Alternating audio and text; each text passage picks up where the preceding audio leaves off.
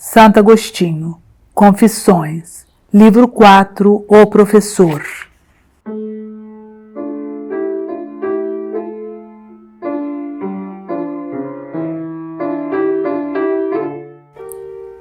Nove anos de erro.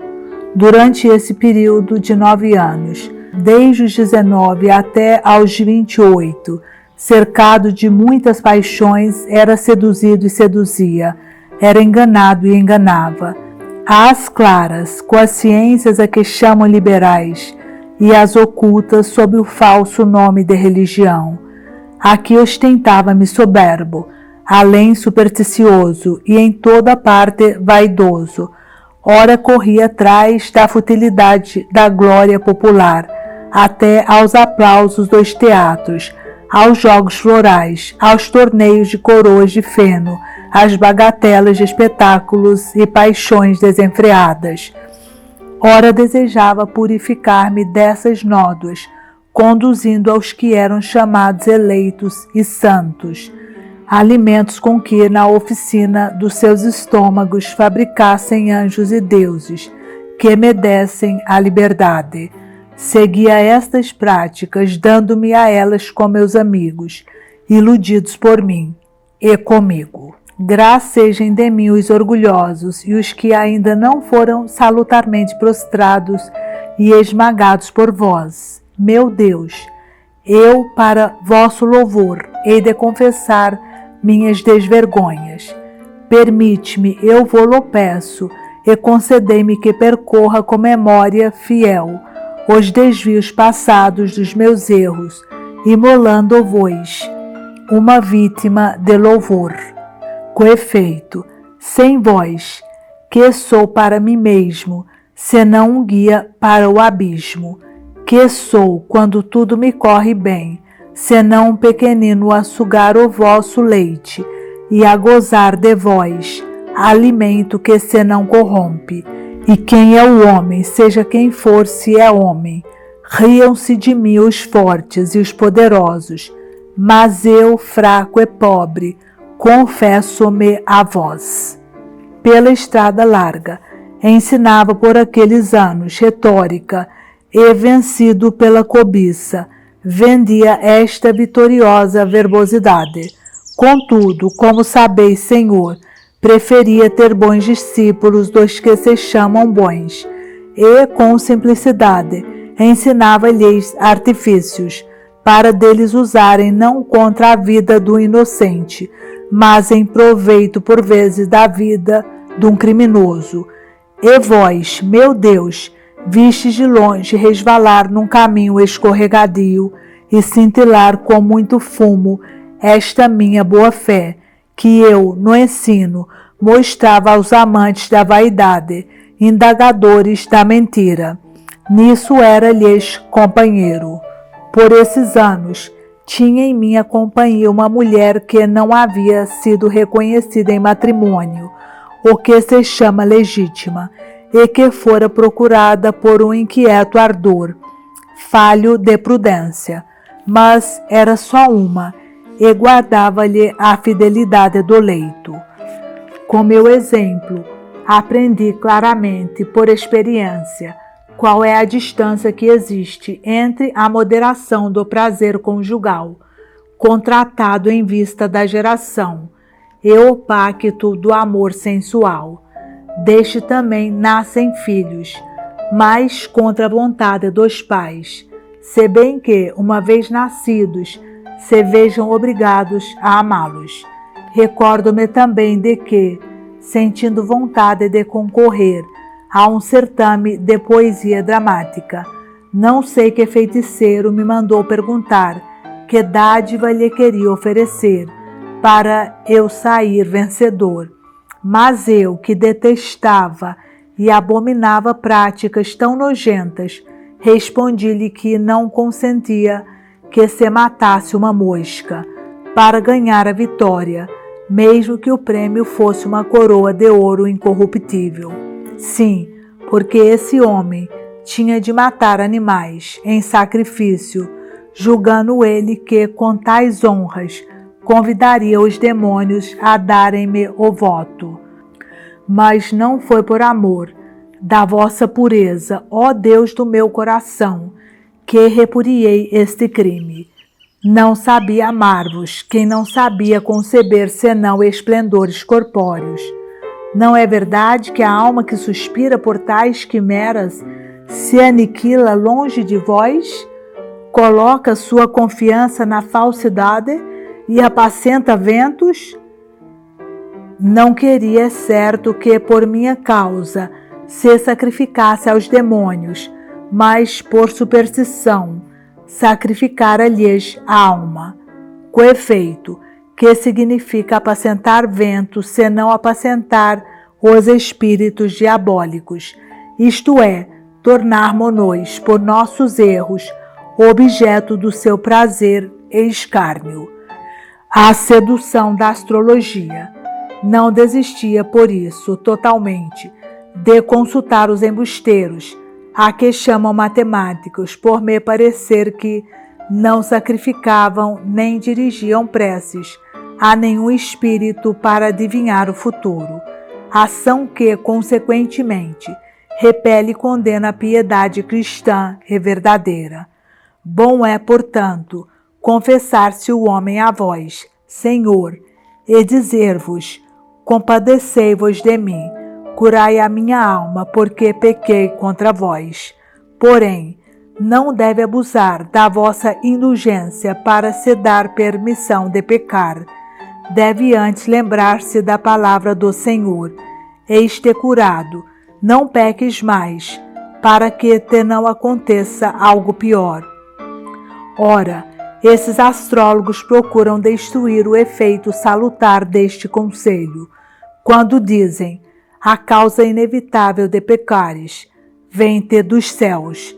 Também afirmam: foi Vênus ou Saturno ou Marte quem praticou esta ação, evidentemente para que o homem, carne, sangue e orgulhosa podridão se tenha por irresponsável e atribua toda a culpa ao Criador e ordenador do céu e dos astros.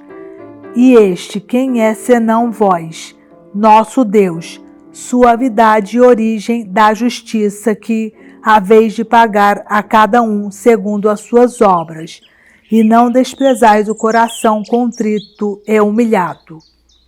Ora, havia nesse tempo um homem sagaz, peritíssimo e nobilíssimo na arte da medicina.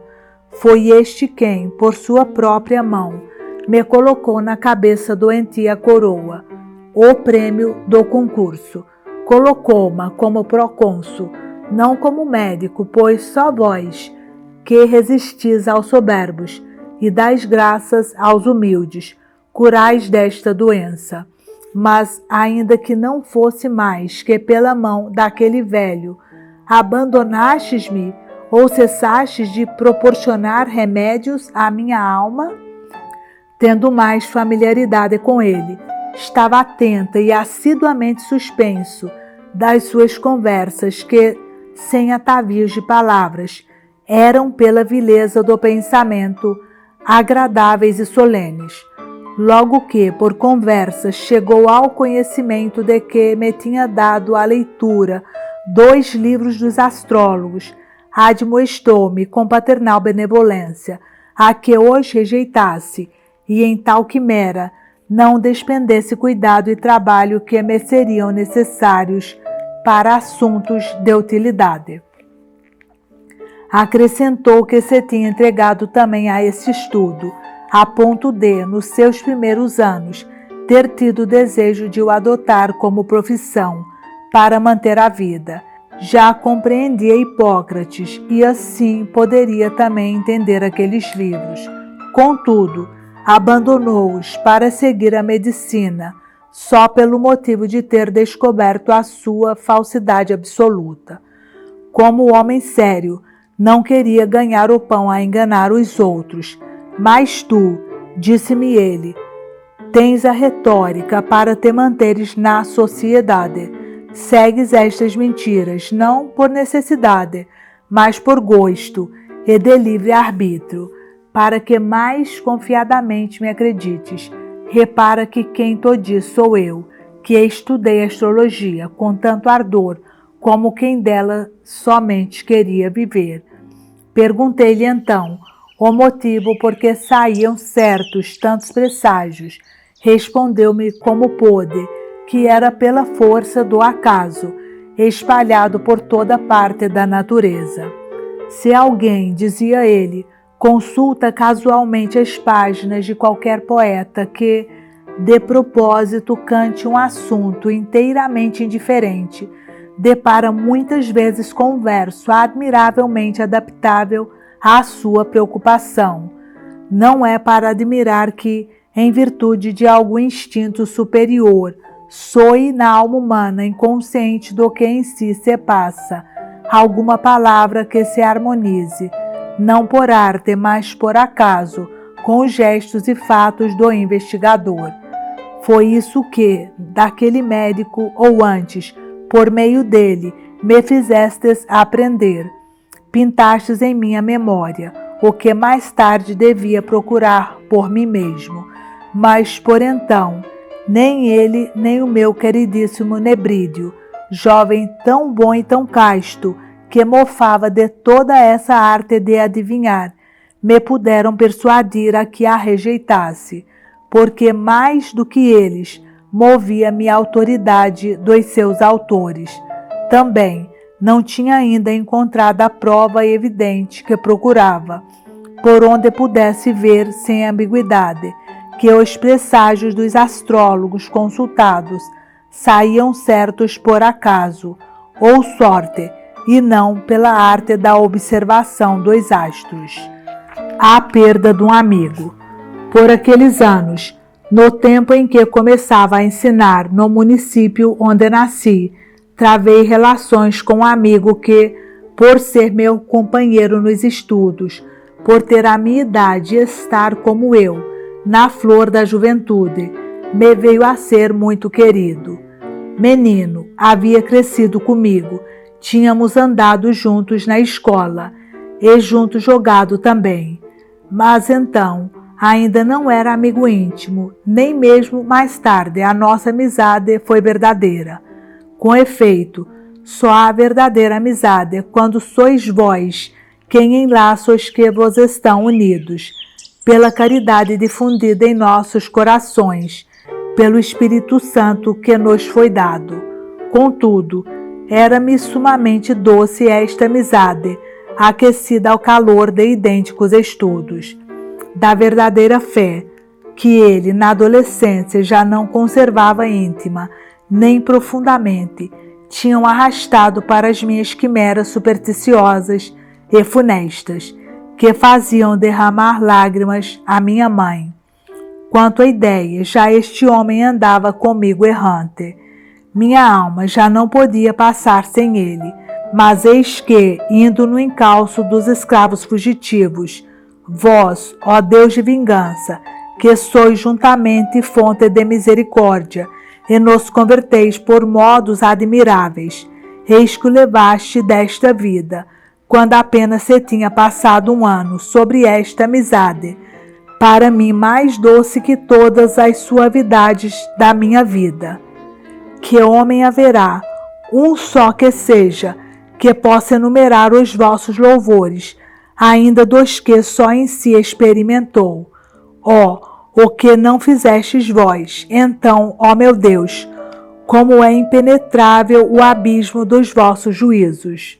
Lutando ele com febre, jazeu por muito tempo sem acordo, banhado em mortal suor.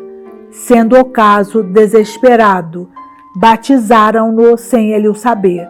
Não me importei com isto, persuadido de que o seu espírito reteria antes o que de mim recebera que a cerimônia feita sobre o corpo inanimado. Mas sucedeu inteiramente o contrário. Recobrou o ânimo e melhorou imediatamente. Apenas pude falar com ele, o que se realizou logo que ele também pôde. De tal maneira dependíamos um do outro que não me afastava do seu lado. Tentei pôr a ridículo na sua presença o batismo que recebera, com privação do entendimento e dos sentidos. mas já lhe tinham dito que o havia recebido. Olhou-me então com horror, como a inimigo. Com incrível e brusca liberdade, avisou-me que, se queria continuar a ser seu amigo, acabasse com tais modos de falar. Estupefato e perturbado, reprimi toda a emoção, esperando que convalescesse e recuperasse as forças da saúde, para assim poder tratar com ele o que quisesse. Mas arrancado a minha louca amizade, a fim de consolar a minha alma e se conservar junto de vós, poucos dias depois, estando eu ausente, recai na febre e expira. Com tal dor entenebreceu-se-me o coração. Tudo que via era morte. A pátria era para mim um exílio, e a casa paterna um estranho tormento. Tudo o que com ele comunicava, sem ele convertia-se-me em enorme martírio. Os meus olhos indagavam-no por toda parte, e não me era restituído. Tudo me aborrecia, porque nada o continha, e ninguém me avisava, ali vem ele, como quando voltava ao encontrar-se ausente. Tinha-me transformado num grande problema. Interrogava a minha alma, porque andava triste e se perturbava tanto, e nada me sabia responder. Se lhe dizia, espera em Deus, não obedecia, e com razão, pois o homem tão querido que perdera era mais verdadeiro e melhor que o fantasma em que ele mandava ter esperança. Só o choro me era doce, só ele sucedera ao meu amigo, nas delícias da alma. O reconforto das lágrimas. Agora, Senhor, já tudo passou, e o tempo aliviou a minha ferida.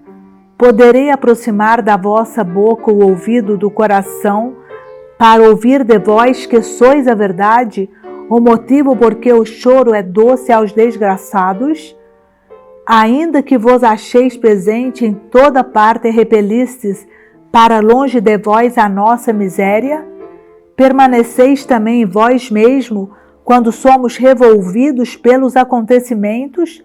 Se não chorarmos a vossos ouvidos, nada restará da nossa esperança, donde provém o suave fruto que se colhe da amargura da vida, 2 gemidos, 2 prantos, 2 suspiros das queixas. Encontraremos aí doçura pela esperança que temos de nos atenderdes? Na verdade, isto sucede na oração, porque esta encerra a ânsia de chegar até vós. Mas ter-se-á dado o mesmo caso com a dor do objeto perdido e a tristeza que então me cobriam? Já não esperava que o meu amigo revivesse, nem o suplicava com lágrimas, só me condoía e chorava porque era infeliz e tinha perdido a minha alegria. Sucederia isto porque o pranto, que de si é amargo, nos deleita quando nos invade o fastio dos prazeres que antes gozávamos, andando nós aborrecidos com eles? Violência da dor. Mas para que falar de tudo isso, se agora não é o tempo de investigar, mas de me confessar a vós? Era desgraçado, e desgraçada é toda a alma presa pelo amor às coisas mortais. Despedaça-se quando as perde, e então sente a miséria que a torna miserável, ainda antes de as perder. Eis o que era nesse tempo. Chorava muito amargamente, e descansava na amargura. Oh, era desgraçado! Todavia, tinha em maior apreço esta miserável vida que aquele amigo, pois, se bem que desejasse mudar de vida, preferia, contudo, perdê-lo a ele do que a ela. Não sei se quereria morrer por ele, como se conta, se não é ficção, de Orestes e Pílades, que juntamente desejavam morrer um pelo outro, porque o não viverem juntos era para eles pior que a própria morte. Mas não sei que sentimento tinha nascido em mim, tão contrário a este. Dominava-me um pesadíssimo tédio de viver, e um medo de morrer. Creio que, quanto mais o amava, mais odiava e temia, como inimigo feroz, a morte que mo arrebatara. Julgava que ela ia consumir de repente todos os homens, já que isto mesmo pôde fazer a ele. Era exatamente este o meu estado de espírito, se bem me lembro. Eis o meu coração, ó meu Deus, ei-lo por dentro. Reparai nestas evocações do passado, ó esperança minha, que me limpais da imundície destas afeições, dirigindo para vós os meus olhos e arrancando do laço os meus pés. Admirava-me de viverem os outros mortais, quando tinha morrido aquele que eu amava, como se ele não houvesse de morrer. E sendo eu, outro ele, mais me admirava de ainda viver estando ele morto. Que bem se exprimiu um poeta quando chamou ao seu amigo metade da sua alma. Ora eu, que senti que a minha alma e a sua formavam uma só, em dois corpos, tinha horror à vida, porque não queria viver só com metade. Talvez por isso é que receava morrer, não viesse a morrer totalmente aquele a quem eu tanto amara. Deixa Tagaste. Loucura que não sabe amar os homens humanamente. Que louco o homem que sofre sem conformidade os reveses humanos. Assim era eu então. Por isso inquietava-me, suspirava, chorava, perturbava-me sem descanso nem circunspecção. Trazia a alma despedaçada a escorrer sangue. Repugnava-lhe ser por mim conduzida, e eu não encontrava lugar onde a depusesse. Não descansava nos bosques amenos, nem nos jogos e cânticos, nem em lugares suavemente perfumados, nem em banquetes faustosos, nem no prazer da alcova e do leito, nem finalmente nos livros e versos. Tudo me horrorizava, até a própria luz. Tudo que não era o que ele era tinha por mal e fastidioso, exceto gemidos e lágrimas, pois só nestas encontrava algum repouso. Mas apenas de lá arrancava a minha alma, pesava sobre mim o grande fardo da desgraça. Sabia, ó Senhor, que a devia erguer para vós, a fim de ser curada, mas não queria, nem tinha forças, tanto mais que, ao pensar em vós, não me parecieis solidamente firme. Ó meu Deus, não erais vós, mas um fantasma irreal e o erro. Se ali tentava colocá-la para descansar, deslizava pelo vácuo e ruía sobre mim, continuando eu a ser um lugar de infelicidade, onde não podia permanecer e donde não podia afastar-me. Para onde o meu coração fugiria do meu coração? Para onde fugiria de mim mesmo? Para onde me não seguiria? Por isso fugi da pátria. Os olhos procurariam menos esse amigo, lá onde o não costumavam ver. Da cidade de Tagaste, vim para Cartago. O tempo diminui a dor. O tempo não descansa, nem rola ociosamente pelos sentidos, pois produz na alma efeitos admiráveis. O tempo vinha e passava, dia após dia, vindo e passando, inspirava-me novas esperanças e novas recordações. Pouco a pouco, reconfortava-me nos antigos prazeres, a que ia cedendo a minha dor. Não se sucediam, é certo, novas dores, mais fontes de novas dores, mas porque me penetrava tão facilmente e até ao íntimo aquela dor, senão porque derramei na areia a minha alma, amando o mortal como se ele não houvesse de morrer. Confortavam-me e alegravam-me sobretudo as consolações de outros amigos, com os quais amava o que amava em vez de vós, ou seja, a extensa fábula e a longa mentira a cujo contato impuro se corrompia o nosso espírito, levado da comichão de ouvir o que lisonjeava as paixões. Porém, esta fábula não morria em mim, ainda que morresse algum dos meus amigos. Havia neles outros prazeres que me seduziam ainda o coração. Conversar e rir, prestar obséquios com amabilidade uns aos outros, ler em comum livros deleitosos, gracejar, honrar-se mutuamente, discordar de tempos a tempos, sem ódio, como cada um consigo mesmo, e, por meio desta discórdia raríssima, afirmar a contínua harmonia, ensinar ou aprender reciprocamente qualquer coisa, ter saudades dos ausentes e receber com alegria os recém-vindos. Estes e semelhantes sinais, procedendo do coração dos que se amam e dos que pagam amor com amor, manifestam-se no rosto, na língua, nos olhos e em mil gestos cheios de prazer, como se fossem as sandálias. Inflamam-se os corações e de muitos destes se vem a formar um só. A verdadeira amizade. É isto que se ama nos amigos. De tal maneira se amam que a consciência humana se julga por culpada se não ama a quem lhe paga amor com amor, ou se não paga com amor a quem primeiro a amou, só procurando na pessoa do amigo os sinais exteriores da benevolência. Daqui esse luto, quando alguém morre, às trevas de dores, o coração umedecido pela mudança da doçura em angústia, e a morte dos vivos pela perda da vida dos mortos. Feliz o que vos ama, feliz o que ama o amigo e vós, e o inimigo por amor de vós. Só não perde nenhum amigo, aquele a quem todos são queridos, naquele que nunca perdemos.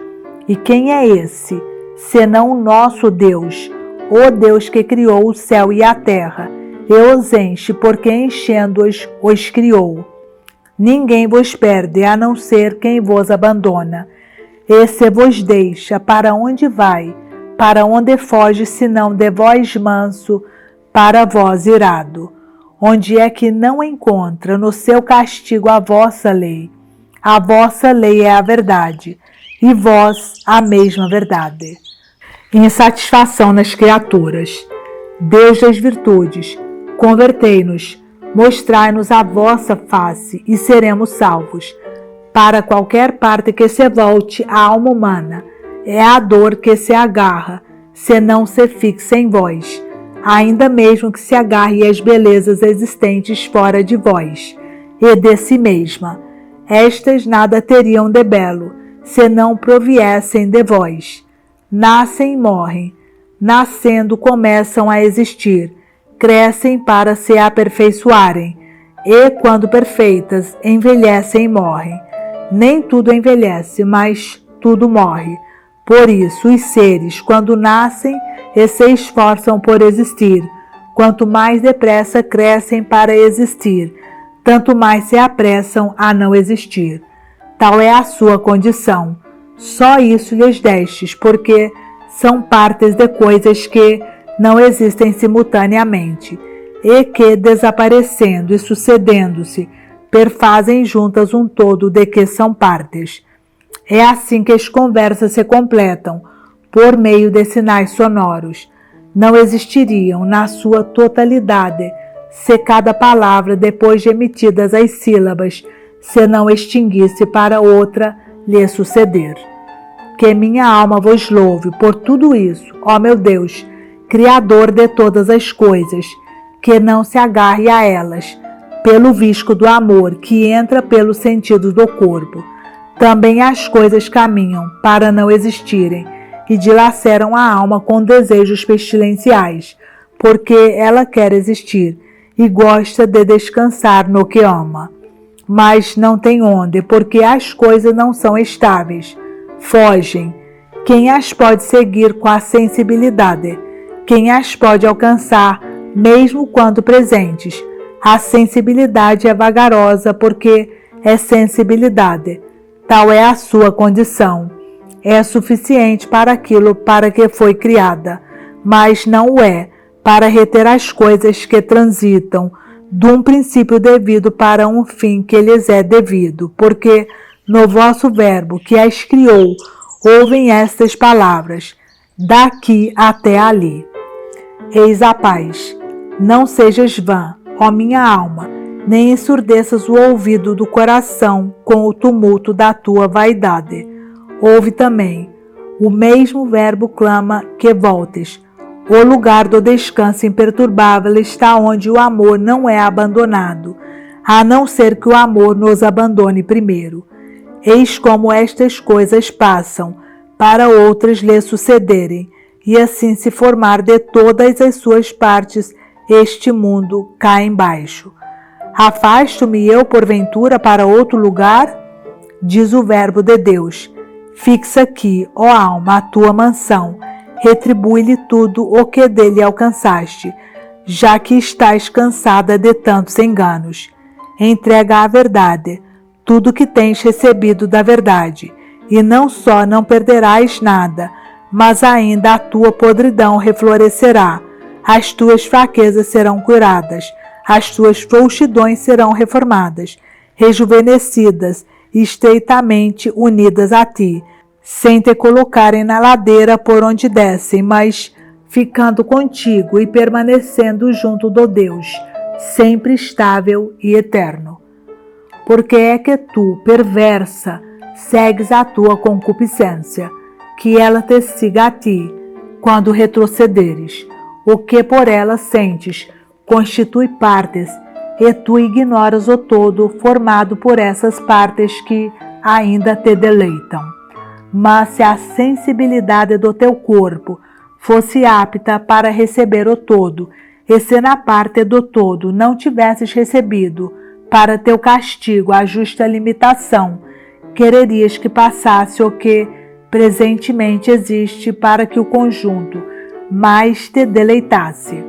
Ora, tu ouves pelos mesmos sentidos carnais o que pronunciamos, e certamente não queres que as sílabas parem, mas desejas que voem, para outras lhe sucederem, para assim ouvires o conjunto.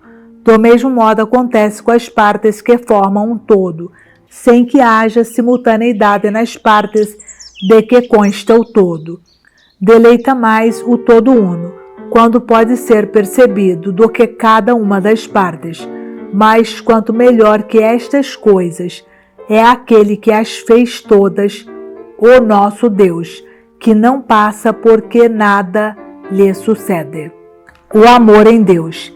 Se te agradam os corpos, louva neles a Deus e retribui o teu amor ao divino artista, para lhe não desagradares nas coisas que te agradam. Se te agradam as almas, amas em Deus, porque são também mudáveis, e só fixas nele encontram estabilidade. Do outro modo, passariam e morreriam. Amas, portanto, nele. Arrebata-lhe contigo todas as que puderes, e dize-lhes, amemo-lo. Ele que não está longe, foi o Criador destas coisas, não as fez para depois as deixar, mas dele vem e nele estão. Ele está onde se saboreia a verdade, está no íntimo do coração, mas o coração errou longe dele. Voltai, ó pecadores, ao coração, e ligai-vos àquele que vos criou. Firmai-vos nele e estareis firmes. Descansai nele e descansareis. Para onde ides por caminhos escabrosos? Para onde ides?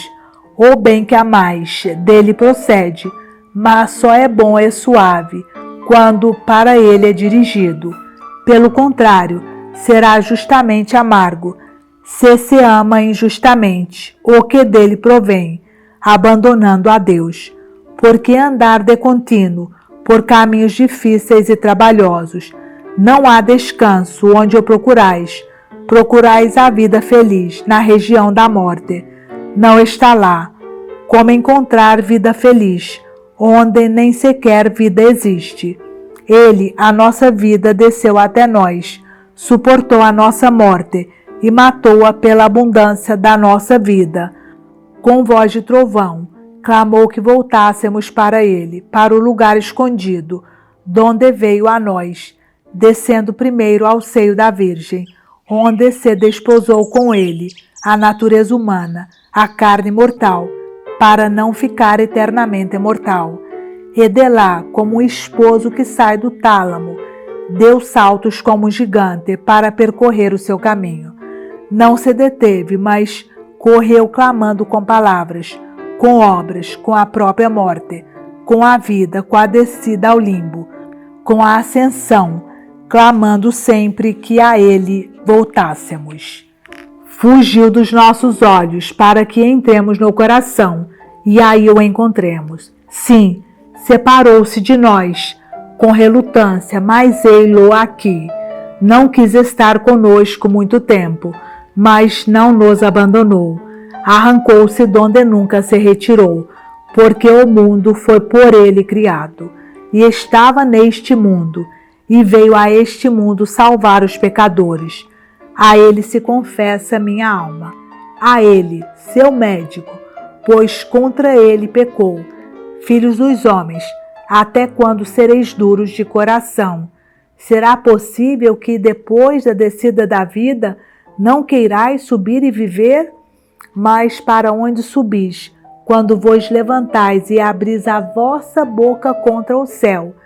Descei para subirdes até Deus, pois precipitastes-vos, pensando elevar-vos contra Deus. Alma, dize-lhes isto para que chorem neste vale de pranto, e assim os arrebates contigo para Deus, pois é o seu Espírito que te inspira estas palavras, se as disseres ardendo no fogo da caridade. O que é o belo? Por esse tempo ignorava estas verdades e amava as belezas terrenas. Caminhava para o abismo e dizia a meus amigos: amamos nós alguma coisa que não seja o belo? Que é o belo, por conseguinte? Que é a beleza? Que é que nos atrai e afeiçoa aos objetos que amamos? Se não houvesse neles certo ornato e formosura, não nos atrairiam. Eu notara e via que nos mesmos corpos se devia distinguir a beleza proveniente da união das suas partes, o todo, e a resultante da sua apta acomodação a alguma coisa, como, por exemplo, a parte de um corpo ao seu todo, ou o calçado ao pé, e outras semelhantes. Essas considerações borbulhavam no meu espírito desde o fundo do coração. Escrevi por isso os tratados de Pulcro e Ato, creio que em 2 ou 3 livros. Vós o sabeis, meu Deus, eu já me esqueci, já os não possuo. Desapareceram-me, não sei como. Homenagem a Hiério. Que motivo, Senhor e Deus meu, me levou a dedicar este tratado a Hiério, orador de Roma. Não o conhecia pessoalmente, apenas o estimava pela brilhante reputação de ciência e por algumas palavras que, ao ouvi-las repetir, me agradaram. Era-me simpático, sobretudo por agradar aos outros, e todos o cumularem de louvores. Admiravam-se de que um sírio de nascimento, já mestre de eloquência grega, chegasse a orador admirável da língua latina e fosse sábio profundo em assuntos de ciências filosóficas. Louva-se um homem, e ainda que se encontre ausente, é amado. Mas esse amor que sai da boca do que louva entrará no coração do que ouve? Não, mas o amor de um acende-se com o amor do outro. Por isso, só se ama o que é louvado quando se está persuadido de que esses louvores partem de um coração que não engana. Quer dizer, quando é o afeto sincero que o louva. Assim é que eu amava, então, os homens, regulando-me pelo juízo dos mesmos homens, e não pelo vosso, ó meu Deus, no qual ninguém se engana, mas porque os não louvava como se louva um cocheiro triunfante ou um caçador do circo, aclamado pelas ovações populares. Pelo contrário, porque os louvava de modo tão diferente, com ponderação e da mesma maneira como eu o queria ser. Certamente, não desejava ser louvado e estimado como os comediantes, apesar de também eu os elogiar e amar. A escolher, queria antes ficar obscuro que tornar-me célebre com a arte deles. Assim, antes queria ser odiado que amado. Como se podem manter numa alma propensões de amor tão variada e diferente, como amo noutrem o que odeio e repilo para longe de mim? Não somos ambos porventura homens? Não se pode efetivamente aplicar ao histrião, companheiro de nossa natureza, o que se diz de um bom cavalo que alguém estima e ao qual ninguém se quer assemelhar, mesmo no caso de isso ser possível? E então, sendo eu homem, amo num homem o que me horroriza ser? Grande abismo é o homem, Senhor, tendes contados os seus cabelos, e nenhum se perde para vós. Contudo, seus cabelos são mais fáceis de contar que os afetos e movimentos do coração. Mas aquele retórico pertencia à classe dos que eu amava, tal qual como eu mesmo queria ser amado. Eu andava errante com orgulho e era levado em redemoinho de qualquer tufão.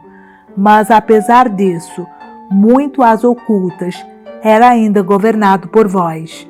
Como sei e posso confessar com verdade diante de vós, que eu amava mais pela estima dos que o louvavam que pelos méritos por que era louvado.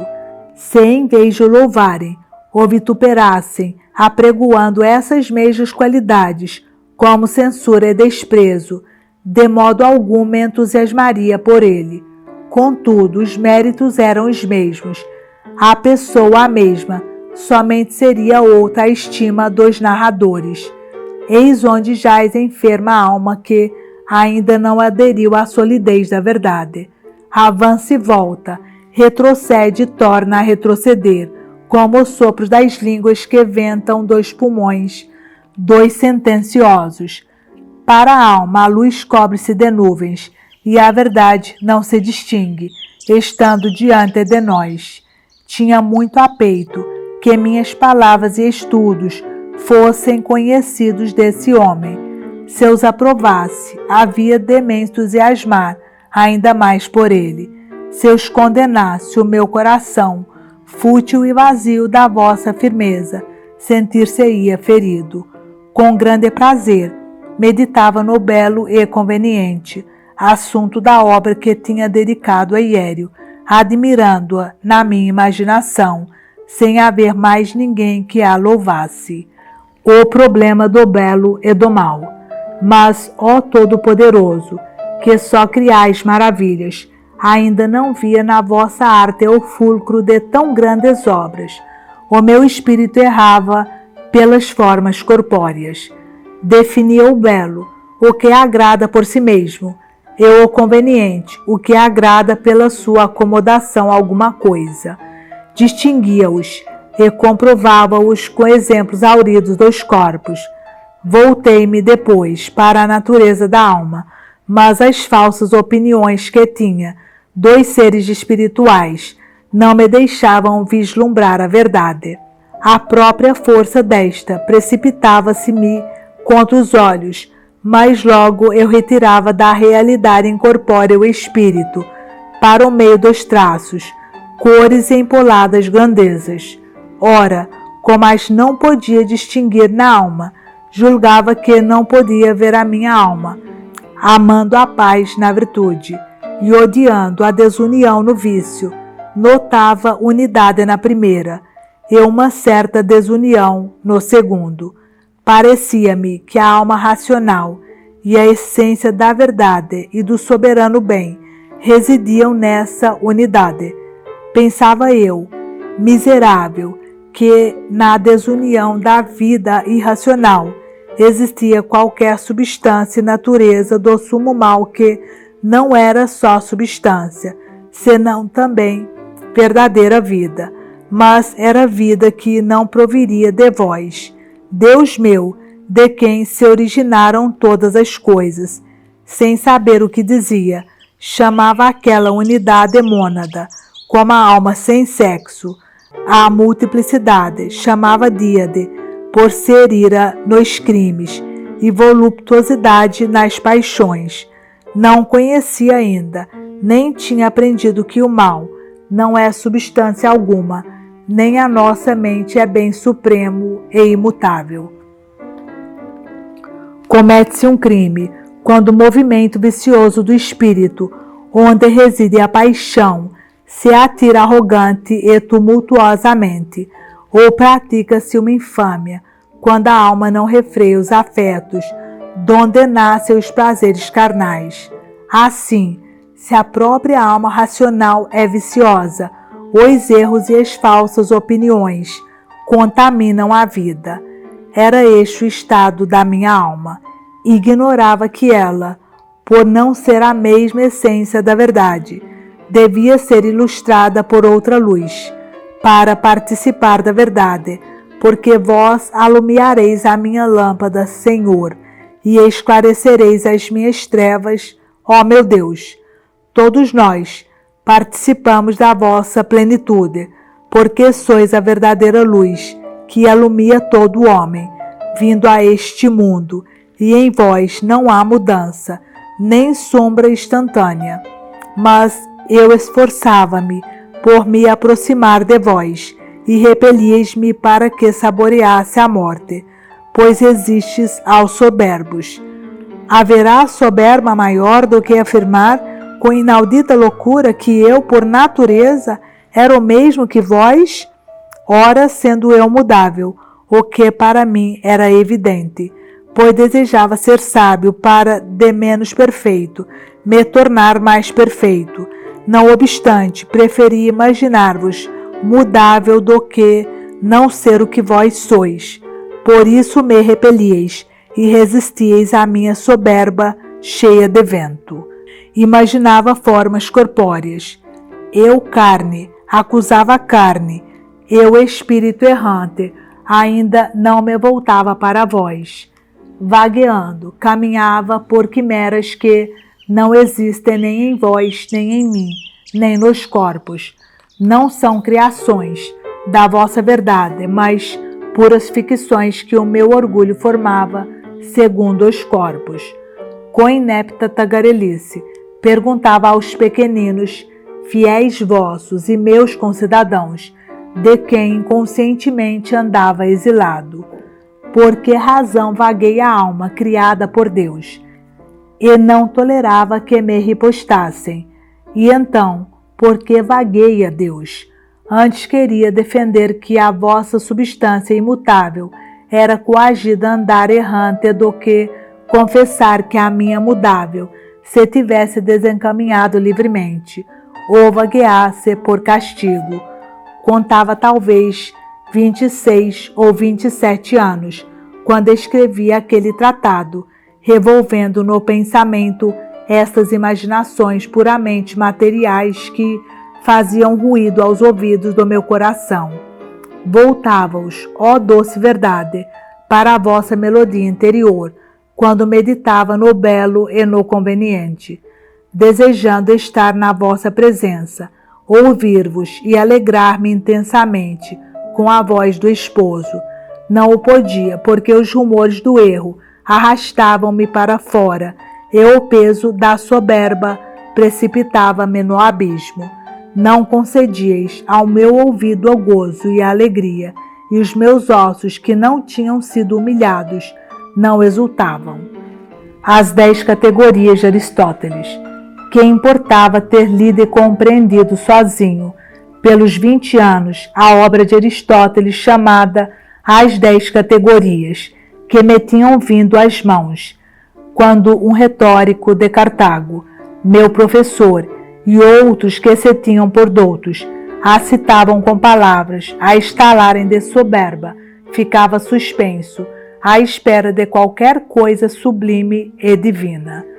Conversando sobre este assunto com alguns que confessavam tê-las dificilmente entendido, apesar de mestres muito eruditos las explicarem com palavras e inumeráveis desenhos traçados na areia. Eles nada me puderam ensinar que já não tivesse aprendido na simples leitura particular. As 10 categorias pareciam falar-me claramente da substância. O homem, por exemplo, do que nela se contém, como a figura do homem, a estatura, quantos pés mede, o parentesco, de quem é irmão, onde se acha, quando nasceu, se está de pé ou sentado, calçado ou armado, se faz alguma coisa, se padece algo, e enfim toda a infinidade de coisas que se encontram nestes 9 gêneros de que citei alguns exemplos, ou no próprio gênero da substância. De que me aproveitava isto, se só me prejudicava, julgando que tudo estava incluído nos 10 predicamentos, esforçava-me por igualmente vos compreender a vós, meu Deus, que sois admiravelmente simples e imutável, como se estivesseis subordinado à vossa grandeza e beleza, ou como se fosseis um corpo, onde esses atributos se radicavam. Vós, porém, sois a vossa mesma grandeza e beleza. Ora, um corpo, pelo fato de ser corpo, não é grande nem belo, continuaria a ser corpo, ainda que fosse menor e menos belo. Era falso o que pensava de vós, era mentira, eram ficções da minha miséria, e não uma concretização da vossa beleza. Tinhas ordenado, e assim se realizava em mim, que a terra me produzisse espinhos e cardos, e que eu alcançasse o pão, à custa de trabalho. A mim, tão mau escravo nesse tempo, que me aproveitou ter lido e compreendido por mim mesmo todos os livros que pude das artes a que chamam liberais. Comprazia-me neles, sem saber de onde provinha, tudo o que encerravam de certo e verdadeiro. Estava de costas voltadas para a luz, e com a face erguida para os objetos iluminados. Por isso, o rosto com que eu os vi iluminados não era iluminado. Vós sabeis, Senhor meu Deus, tudo o que aprendi, sem dificuldade, sem mestre, acerca da eloquência, da dialética, da geometria, da música e da matemática, porque a prontidão da inteligência e a agudeza da instituição são dons vossos, mas nem por isso vou-los ofereci em sacrifício, e assim, longe de me serem úteis, causavam-me ainda mais dano, porque insisti em apoderar-me da melhor parte da minha herança, e não guardei em vós a minha força, mas afastei-me de vós para uma região longínqua, onde a dissipei nas paixões como meretrizes. De que me serviam estes dons preciosos, se eu usava mal deles? Só compreendia como aquelas artes eram difíceis de entender, ainda aos mais estudiosos e inteligentes, quando me esforçava por lhas expor. Dentre eles, o melhor era só o que menos vagarosamente seguia a minha exposição. Mas que fruto tirava daqui, Senhor, meu Deus, suprema verdade, se vos concebia como um corpo luminoso e imenso, e me considerava como uma parcela desse corpo, que requintada perversidade. Assim era eu. Não me envergonho, meu Deus, de confessar as vossas misericórdias para comigo, e de vos invocar, já que não me envergonhei de proferir blasfêmias diante dos homens, e de ladrar contra vós. De que me servia possuir um talento tão ágil para aquelas ciências, e ter desfeito sem auxílio de nenhum mestre humano o nó de tantos livros intrincadíssimos, se errava na ciência da religião, com sacrílegas e deformantes torpezas, e que prejuízo sofriam os vossos filhos em serem menos inteligentes, se não se afastavam de vós, e se iam cobrindo de penas no ninho da vossa igreja, nutrindo as asas da caridade com o alimento sadio da fé. Fazei, ó Senhor, nosso Deus, que esperemos à sombra das vossas asas. Protegei-nos e guiai-nos até quando atingirem os cabelos brancos. A nossa firmeza só é firmeza quando vós nela estáis, mas quando depende de nós, então é enfermidade. O nosso bem vive sempre em vós, e somos perversos porque nos apartamos de vós. Fazei, ó Senhor, que voltemos já para vós, para nos não submergirmos, porque o nosso bem, que sois vós mesmo, vive sem deficiência alguma em vós.